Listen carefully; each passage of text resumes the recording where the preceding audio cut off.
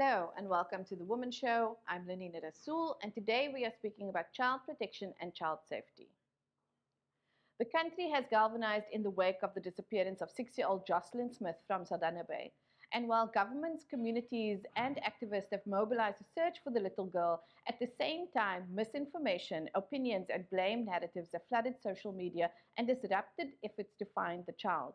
After the break, we are going to be speaking to two community activists who have been instrumental in previous searches to find out what is going on, but also what can be done in communities who are vulnerable to these types of events.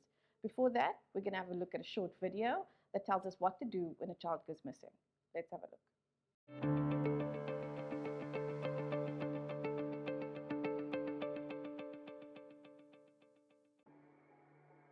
When your child goes missing, try not to panic. Report the child missing immediately. Do not wait 24 hours. There should always be someone responsible at home while you are out searching or with police. You need to be able to rely on this person to take calls about the child's disappearance or if the child returns home. Take a recent good quality photo of your child to the nearest police station so that your child will be easily identifiable, and give a good description of what the child was wearing, their last whereabouts, and any information that may help the police. Complete a SAPS 55A form which safeguards the police against false or hoax reports. This form also gives the police permission to distribute the photos and information of the missing child. Remember that if your child returns home, you should go to the police station immediately to report that the child is safe. You can and should also contact an organization such as Missing Children South Africa. Click on the Report Now button found on their website and complete the form. Special thanks to Missing Children South Africa for compiling this list of tips.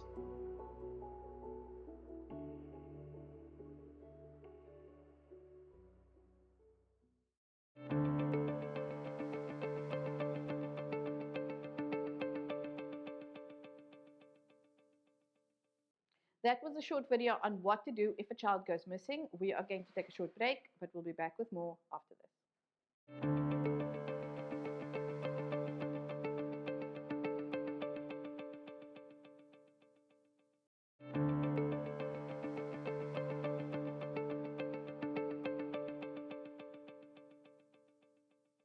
Welcome back. You're still watching the Womxn Show, and today we are discussing child protection and child safety, especially in the aftermath of 6-year-old Jocelyn Smith going missing from Saldanha Bay. And joining us in studio to speak about this is Lucinda Evans, who is the director of Philisa Abafazi. Bethu is an organization in Lavender Hill that has been instrumental in many missing children cases.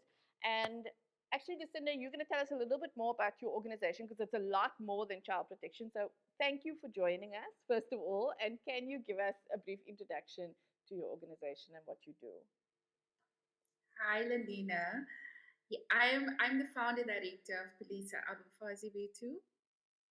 And our origins is Lavender Hill. Our footprint is in Lavender Hill, but in 2020, we built a women's center in Steenberg. So geographically, we are in Steenberg. And we work within the field of gender-based violence prevention and child protection.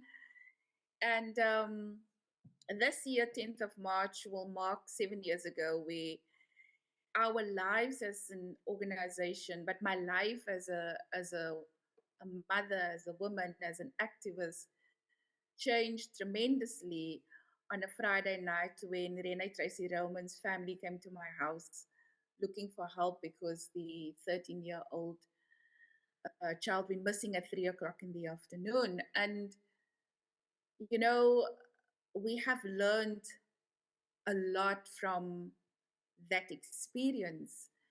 And it also solidified how I feel about the protection of community children. At our center, we run after school intervention programs for children from 7 to 13. We have a youth in school program.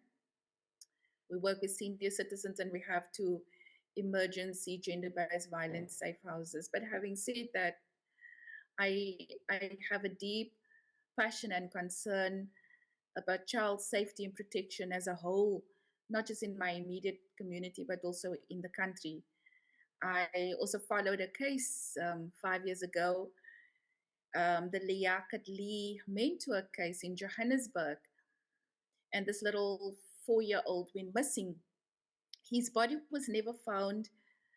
There were 24 blood splatters, and the alleged perpetrator got 2 life sentences. And I followed that case to the letter. I flew to Joburg. We fundraised for me to attend that case, but also to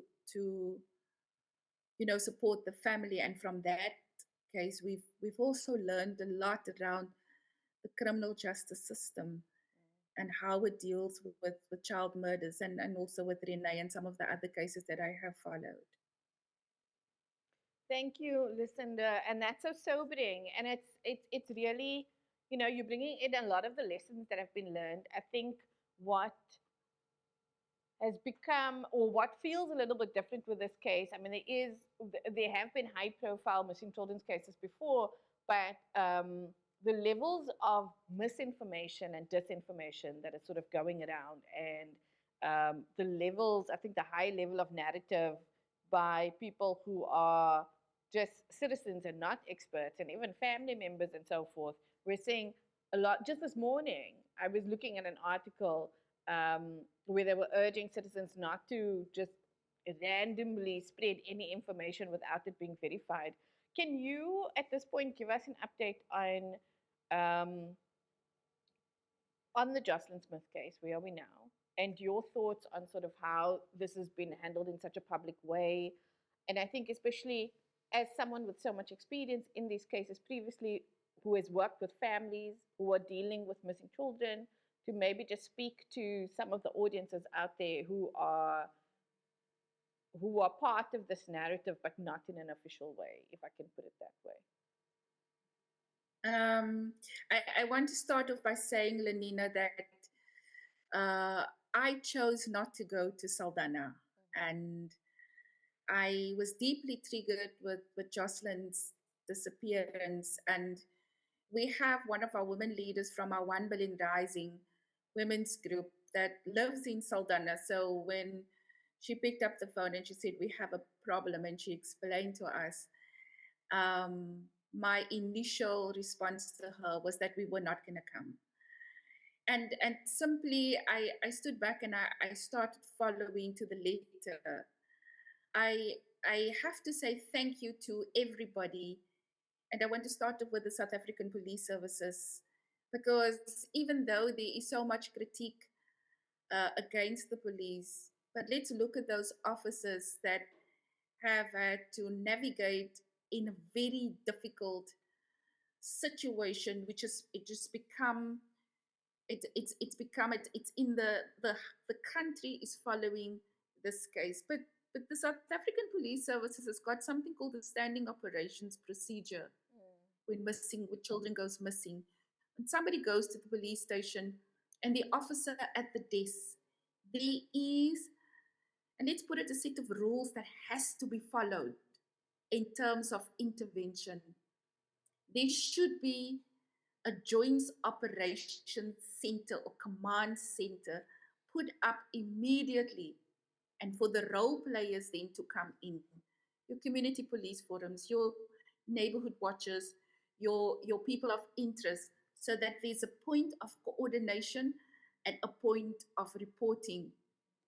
Sadly, there's been reports of this has been found and this is positive without the official how it has to be done from that joint operation center. Reporting should happen from a job and nowhere else. And I think we are not experts at all. We don't claim to be experts. I am not an expert. I am a simple community activist with experience in various cases of missing children. And everything has to be centralized from the South African Police Services. And therefore, when I started the Rena Roman Search and Rescue Group, and now we're reviving and calling ourselves a collective because we are much more people of interest that is interested in searching and assisting the police. We want to stretch our hand out to the South African Police Services because we understand the value, the imperativeness of a job. And that Joint Operation Command Center is the apex of how things has to be facilitated. With people coming to report to the job to say, I am here with my group. How do you need me? This is my skill set. I can do tracking, I can do searches. Where do you need me? So that it's coordinated. You know, when we did the and I'm going to speak from Rena, and this is no critique to Saldanha at all. I want to categorically state this is no critique to Saldanha or how it's been done, where it's at the moment. At the moment, everybody's waiting for the police to officially say what is happening. Items has been found, DNA has to be done. Those things takes time. For somebody to come back and to say it is this or it is that. So when Rena went missing, we blocked off the 5 streets around Rena's home. We set up the job. We searched 5 houses to the left, 5 houses to the right, and opposite, and all of those things were done because there was a job. And somebody took responsibility and said, community activists, that time I was in my capacity as the CPF, so the CPF was called in and I was at the job. And my deputy and I interchanged, and then we were out in the field, but we coordinated volunteers. And coming back to Saldanha, we've learned a lot in this 15 days. We've learned a lot about the contamination of evidence and stepping and going and scratching and all of these things. And we understand, I understand the heartbeat in this case. But how many other children have gone missing and those components were not there? Those community groups, those interest groups have not gone to the police station and say, I am here, can I help? I also understand in the season of where we find ourselves, particularly in South Africa, and not with saying that somebody's using a particular season where we're in for a particular interest. So far, all we know is Jocelyn has not been found. All we know, there are items found and possibly there's blood on, and we don't know who's up until now, if it is or not, whose blood is on there. We don't know, in conclusion, if somebody has been questioned or arrested or not, because those official statements have not come out. And the danger of, reporting unverified things puts people's lives at risk. And if anything comes out, what is going to be the backlash of the community? When Rena's body was found, we had the DNA done. And then when the community had to be told what happened, because of the emotions, the community turned violent. They wanted to petrol bomb the place where the body was found. Police officers got hurt. We tried to intervene. People were so angry that they even pelted the community activists that was there. And then we needed protection. We needed to protect the police, but we also needed to protect the community. Until we had to bring things to a complete halt, and we got the ministers in, and the ministers at that time, and we had a service right there because we needed to give people the space to ventilate their pain, their anguish. A child was killed. But the very next question I asked 2 days after that is, how are we going to protect our children that's there? And I said the same on my social media page.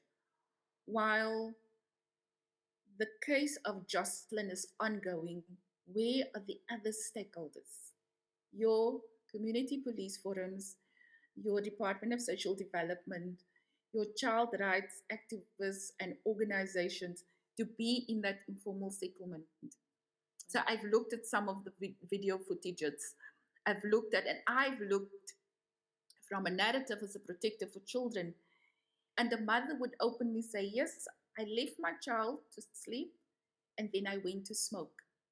And in formal settlements, things like fires can happen. Things like children can die in their sleep. There are things like still cot deaths. So these things are triggering because my question is, what about the rest of the children in that space? What are the long-term things after when and how the Jocelyn Smith case will unfold? What will happen? What happens to the rest of the children? I bring the Klaver horrible incident. I bring that into this conversation. So this child was killed in Klaver, and I mobilized with Damaris, Kiewiets on an invitation, and when people here, we went down, a group of us, and we took over 1,000 pieces of fruit, because the reason this child was killed because he picked a fruit from somebody and this person killed. And we took it down and we had play therapy. I organized play therapy in Klaver. And there was quite a bit of backlash at play therapy. And some of the people said, yeah, but we can do this. This is outside people, eh? This is people from the city. And I look back at Klaver and I'm asking, where are the child protection intervention programs for Klaver? How many after schools programs have been started for Klaver? How many children, can somebody report how many children have received intervention? Has somebody, traced the children that has not been in school? Because remember, the victim in the Klaver case, he wasn't in school for a very long time. And there are other children that are still not in school. And so who's following up on that? And then if I look at the Tulbach case, also, Damaris, Kiewiets and myself went to Tulbach and we did play therapy with the Tulbach children. And again, I asked the question, okay, so how many from the authority side, how many after school game changer programs have started? How many working in synergy with the authorities to train people to be aftercare facilitators, to be play leaders, so that we can make sure that we have eye on the child. And then we come back to Elsie's River, the Van Wyk child that was killed. And again, a group of us went in and we did play therapy. And then I can ask the same question. Where are we now with children in that community, Elsie Salbaro? How many programs is there? Do we have eyes on the child? And I come back to Saldanha and I asked the question. So I made communication with the mayor. And I said to Mayor Trout, when everything is finished, there's a group of us that would like to come to Saldanha. And we would like to come and start a volunteer search group, but also looking at the existing stakeholders in Saldanha, your Department of Social Development or RCFF or whoever the Child Protection Agency is. Can we have a conversation in terms of what is the municipality doing with EPWP programs? Can there be a program where unemployed young people or adults can be trained to run after-school programs for Saldanha? All eyes is on Saldanha at the moment, just like Klaver, just like Tulbach. And if we look at just the resources for child protection in this area versus in Lavendale, we Renee, and many programs that they are, and people running after school programs, and they're running creches and drop-in centers. That's in Lavendale. I can speak about Lavendale. But let us look at Tulbach, and I'm just flagging these three areas. Let's look at Tulbach, let's look at Saldanha, let's look at Klaver. When it comes to child protection, when it comes to these atrocities that is currently taking place, have taken place, what are we doing for the children that are left behind? What are we doing in terms of, the whole substance abuse, substance misuse? I'm still to ask the police, so publicly, as all of these people have been reporting and doing lives and whatever, we saw drug houses. Mm. We heard places of where drugs are being sold. We heard names of people. So in this 15 days, has there been any operations in terms of those houses being raided? Lucinda, I've got, Let's ask. sorry to interrupt you. And I love that you're bringing all of that up. We've got 3 minutes left for our little segment. I want to ask you, you've brought in time and again now, as you've been speaking about play therapy, going in afterwards. We know that a lot of services are missing from communities. Our communities are almost forgotten. Um, and that leads to circumstances where things like this happen. And we know also that after a child murder. I mean, I've seen also in my work after there's been a child missing, a child murder, a trauma, particularly around a child, it almost cracks open the community. I just want to ask in the 2 minutes that we have, how important is it to go into communities, not just when a tragedy has occurred, but mental health services in general for to go and offer services to these organizations, to these communities? It's imperative. It's imperative. It's an ongoing. And for Lavendale, even though with all the challenges, those things have been put in place in different ways. And to interact with the role players, like Sister Hendricks from the retreat day, we pick up the phone and say to her, this, can you help us with that? And those things are established.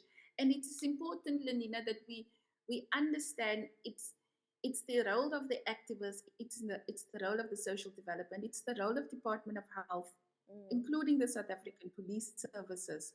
And with all, we put all of the service in a basket, and we need to say, okay, so who's doing mental health for the police officers, for Saldanha that has been going through all of this, including what we then put in place for police officers in Stieber, because this is what we did as activists.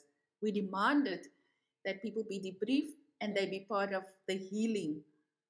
But nothing has happened for Klaver and nothing has happened for Telbach, for an example. And what I'm saying or what I'm asking is that one needs to look seriously at, again, while the Jocelyn Smith case is ongoing, are the other role players already there to be providing those mental health and wellness services? Who is going to take responsibility the day when the news of Jocelyn comes, and how the community is going to respond to that? And this is my question that I want to ask. And it's an important question, especially in light of, and I want to say thank you for also sharing your experiences around the violence, around how communities can turn violent in these circumstances and what led to that. We are out of time, but listen, I just want to say thank you so much for joining us. Of course. You're welcome. We are going to take a short break, but we'll be back with more after this.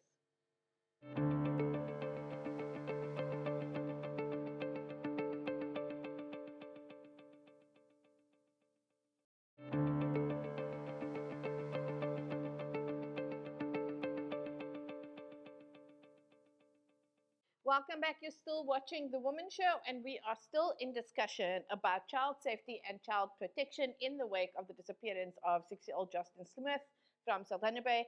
Before the break, we spoke to Lucinda Evans.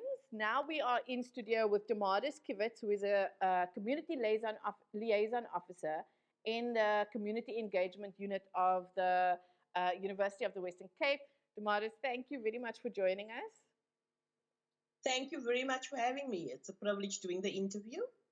And so, Damaris, before the break, Lucinda Evans was really talking about, one of the things she spoke about was the impact of such a traumatic event on the community.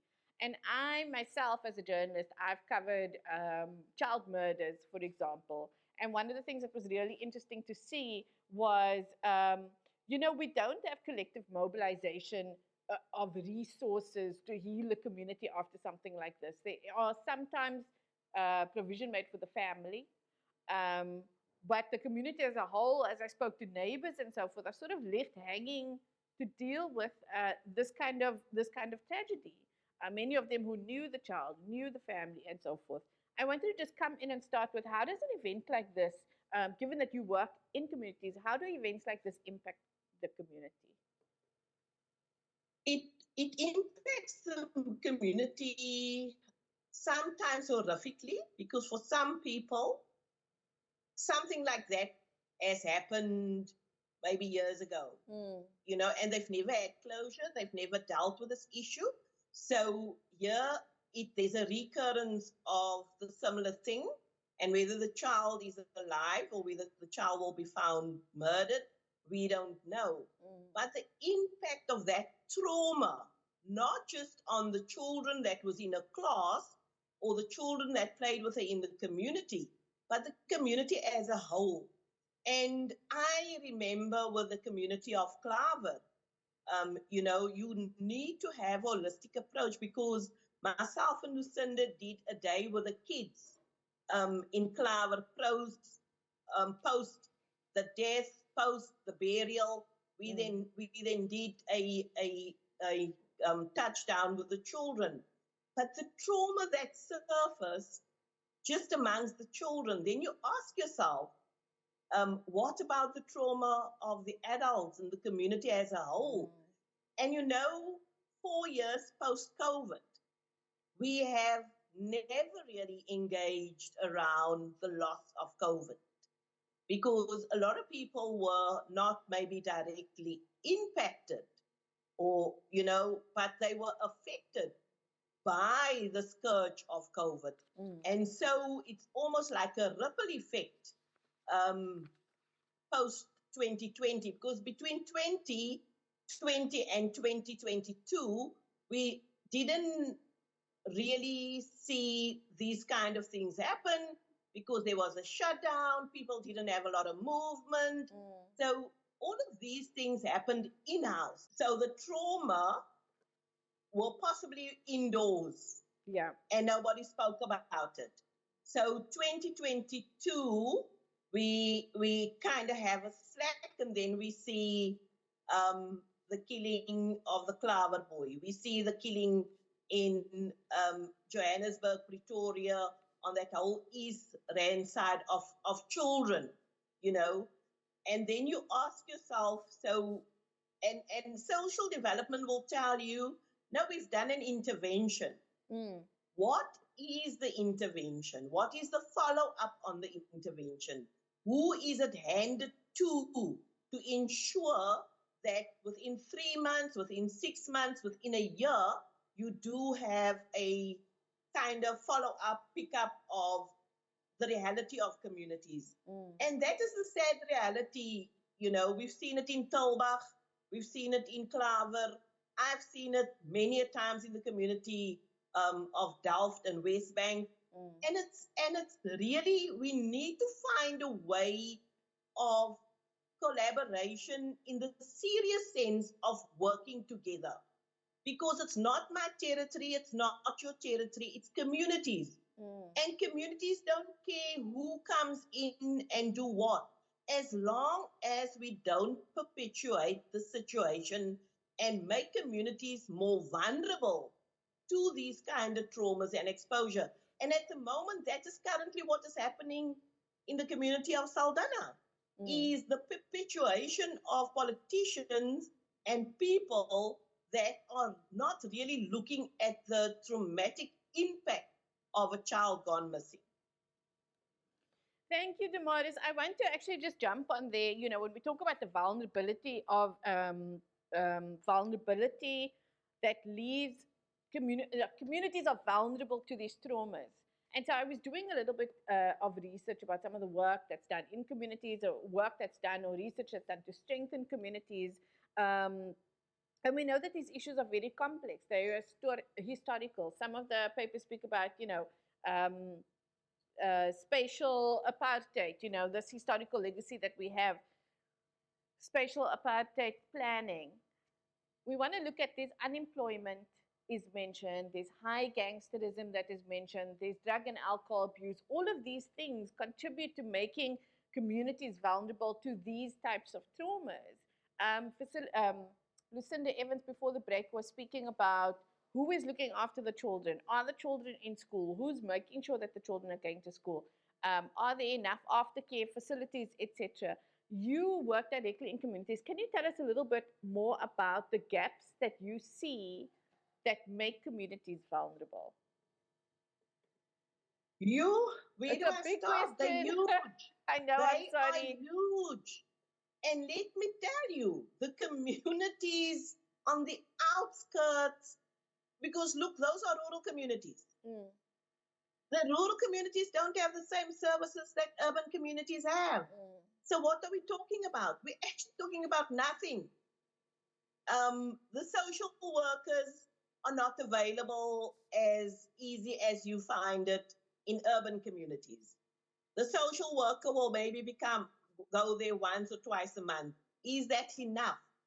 Child care, you know, have we prioritized children as as an essential service? No, we have not. And the reason why I'm saying we have not, I've actually asked the Department of Health to bring back the community IMCI. So that is the community integrated services for the management of childhood illnesses. mm, But in Delft, we focused on neglect and abuse. And what we saw, because if we just take I'm just going to use the Jocelyn um, case as an example. So, say for instance, Jocelyn and a mom has been living in this informal settlement since birth. So, if we had this program in place, Jocelyn would have been one of the children picked up in this program of community IMCI. mm, There she would have been deferred if we picked up that there has been neglect and abuse. At this point in time, we cannot say because we haven't seen the Road to Health chart. mm, I would like to go to Saldanha and see where's the Road to Health chart. Is there abuse? Is there neglect?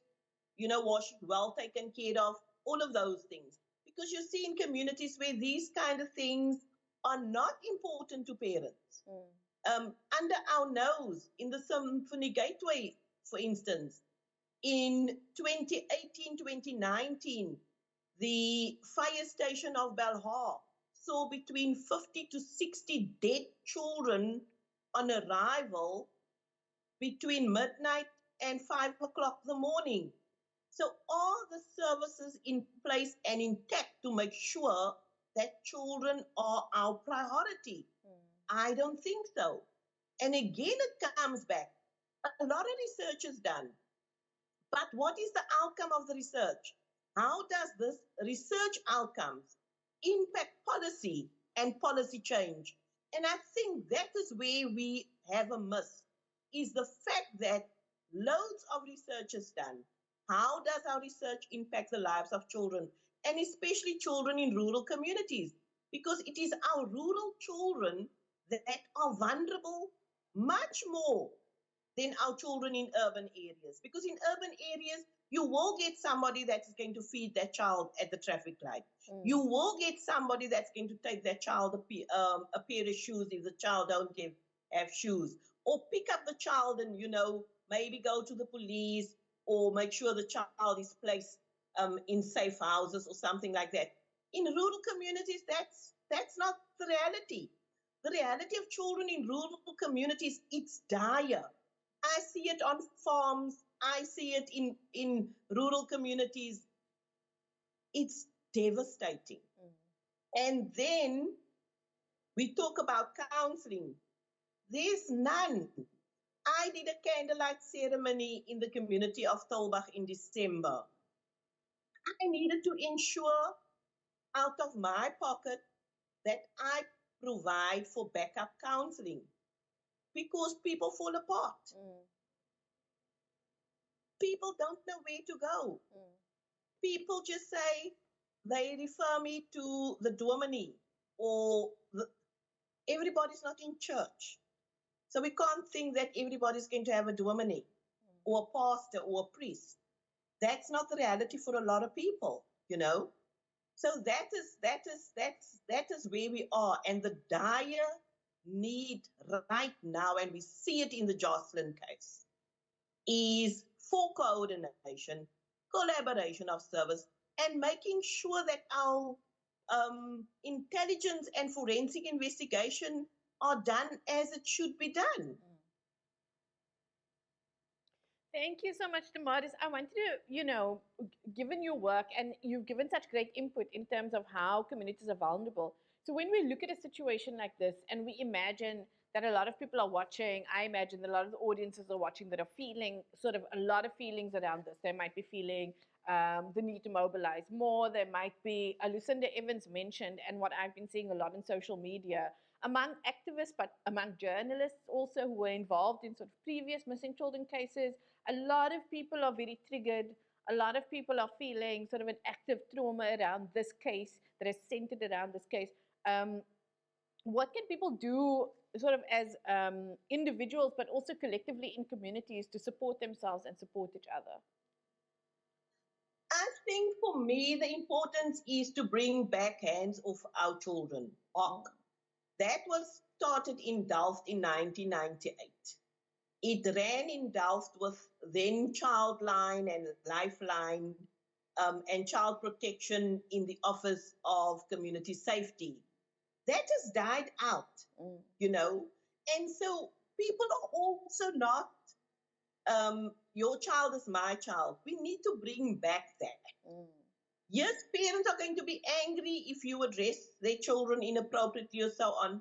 But I think if we a bit more caring, if we bring a bit more warmth into our communities through showing that you really care, is about taking care of children.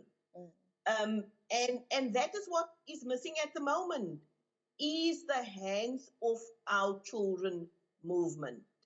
And I mean, people like Lucinda, people like Caroline, people like Wendy Pakir, there's loads of other people doing phenomenal work. It's in the metro. Who is doing phenomenal work in rural communities? Is there enough financial resources? For instance, I can ask my boss, can I go to Saldanha? It's not a problem. But what do I take to Saldanha? How do I ensure that we run maybe a wellness circle with communities that are triggered, you know? Because for me, when I heard about the Jocelyn case, I'm very quiet on the entire matter because I feel our intelligence wasn't in place from the onset. The same, because it's the same period as the Tasney Van Wyk and the Courtney Peters case, you know. It's like 7 years ago, 4 years ago. And I was critically involved with the Tasney Van Wyk because our intelligence failed the community of Elsie's River and communities as a whole. And I've identified the fact that our intelligence wasn't in place. And it seems to me we have a recurrence of our intelligence not being in place with the Jocelyn matter. Why are they allowing people? Because forensically, people are causing havoc around this whole. Maybe this child would have been found if we all just ensured we collaborate and work together and coordinate the matter and make sure we pick up on being really emotionally intelligent enough to make sure that we don't mess up the matter. So Damaris, having been actively and directly involved in previous cases, and Lucinda mentioned exactly the same thing, the importance of coordination, the danger actually of not being coordinated or not reporting to the proper structures, the destruction of evidence if it's not, you know, if people aren't helping within the limits that have been set or the guidelines that have been set. I wondered if you could just expand on that. And so people who are out there who are willing to help, let's say people are out there and they're willing to help. They want to go out to Saldanha Bay. They want to join the effort. They want to, whether that's actively searching, I think especially actively searching. What is the best protocol for somebody? Let's me. What is the best protocol for someone to go? Do we go to the authorities first? Do we make ourselves available to those who are heading it up? Do we especially not try to do our own thing and be a hero? What is best protocol to help in situations like this? The law is very clear around missing children and so on. And so there need to be a joint operations cluster. There must be that joint operation committee. You log into that, you provide your expertise, you know. And this is such a sensitive forensic matter because the truth is not being spoken. There is an elephant in that search that has not been addressed. And so you make sure that there's a community coordinator, you make sure there's a services coordinator, and then, you know, we come together, joint operation. Everybody does everything at the same time. We don't do things at odd times unless we agree to that. Because the minute you step into an odd time, remember, if it's a syndicate, the syndicate watches you all the time, and the syndicate is amongst you. So there is an informer in the search. And I haven't been to Saldanha. I watch people send me the lives because I don't have an interest. But you can see the missing links, and nobody's picking up on the missing links, and that's the sad part of it.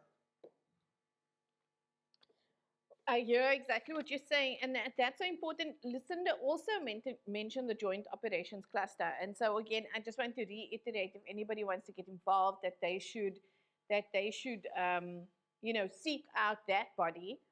Damaris, we've got, I think, about 2 minutes left. I wanted to ask whether you have any last words, and also, one of the things we did mention is that there's a lot of misconceptions around when a child goes missing, what the immediate steps should be by a community and by parents. Could you just give us some of those? I think the importance for me, firstly, is that we need to address the scourge of substance misuse amongst women and the mental health. I've seen it now in this Jocelyn case. I think it's imperative. We need to address it immediately. And then a missing child is being reported missing immediately. There's no delay, there's no waiting time. And it's important to have the latest picture of your child. It's important to know what your child was dressed in, and also who your child left with, and what is the surroundings of when she has gone missing. So that is important. But I think a lot of people don't like taking pictures, but it's actually that picture that saves you when your child go missing, because then you don't come up with a baby picture, but your child is 10 years old. So there's been development in 10 years. You know, that's the importance. And that makes so much sense, and that is so very helpful. Damaris, thank you so much for making the time to join us. It's so great to be on there, and I hope there'll be an occasion for us to address the scourge of substance abuse and mental health amongst women. We will definitely pick that for a future episode. We are going to take a short break, but we will be back with more after this.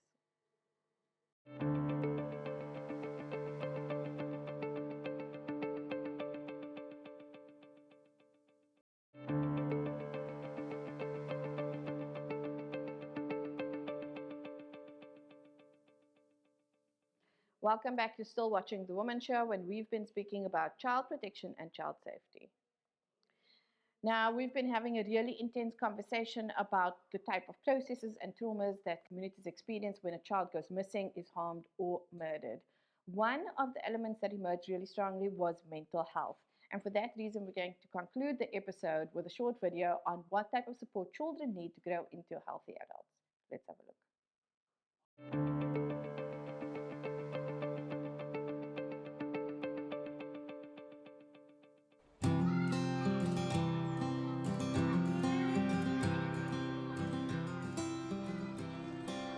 You have to empower girls, but you have to give complementary education for boys, that they have to be egalitarian.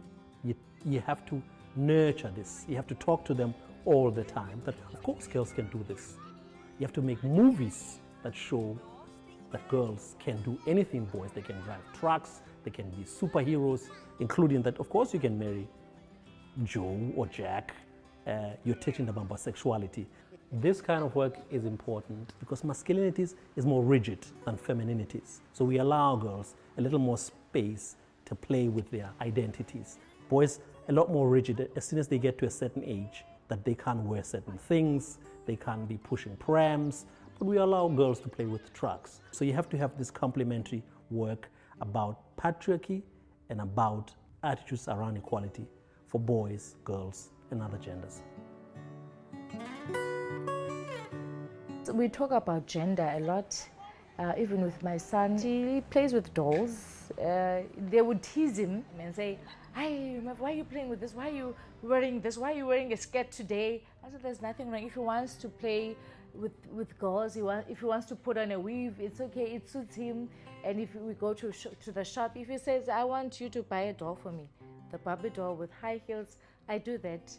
And people at the shop would say, "Hi, but why are you buying a boy this?" I said, "He wants to."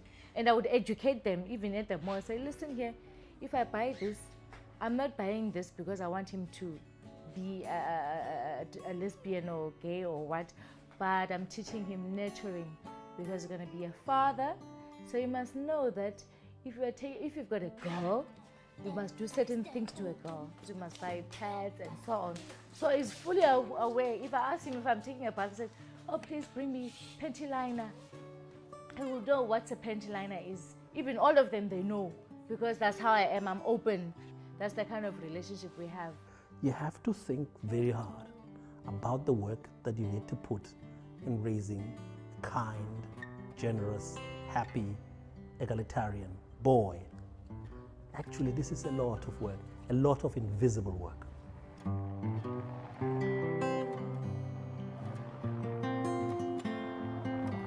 How are we empowering girl children when they have to constantly be the ones to push back? And so you've got to get men, male identifying people, masculinities, to recognize how they will benefit from an egalitarian society, that they can have more engaged relationships with other men, more engaged relationships with their intimate partners, more engaged relationships, with their children. And I think this is something that we were talking about before in some of the research that we've been doing, the workshops we've been doing. There was a little boy who was playing with a shoe, and he was tying it on his back, and he was putting it to sleep, and all that kind of thing. And so our colleagues in the workshop raised the issue of whether he could have a doll. And that, that's just gone one step too feminine. But then we're surprised when young men grow up to become completely disengaged and unable to care and empathize and, look after children. The work of raising girls who are amazing, who are awesome, is a constant. It just has to happen every day, talking about it, modeling. But then if the neighbor doesn't raise boys to be like that, you have a problem. You really have a problem, because the violence is going to be there, the inequality, they just pushing back that, no, you think you're awesome, but I'm going to show you're not awesome. You can't be walking here, you can be in this space. I just wish I could unsee a lot of the stuff that I'm seeing and not care, because it just makes you think too much, right? But I feel like the opposite burden, I actually don't want to have it, where I become complicit by not seeing and not caring. So if there's inequality outside and you are this family, you're this person, what do you do with it? Do you live it forever? What do you mean? The inequality that you see outside in the school, you take your kid to school and they're teaching them gender is this. This is how it is. You can't stand in this queue. You can't do this. You can't want to play soccer because soccer is only for boys. You can't do robotics. Robotics only for boys. You can't play the guitar. So they're always streaming your child. What do you do with that?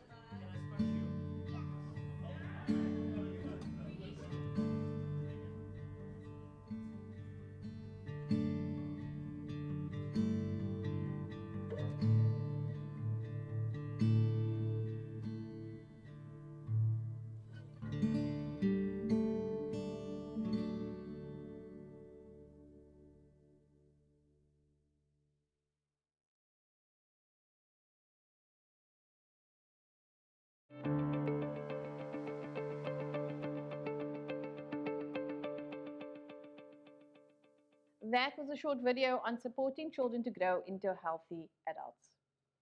And that is all we have for today. Thank you for joining us. I'm Lenina Rassool. Goodbye.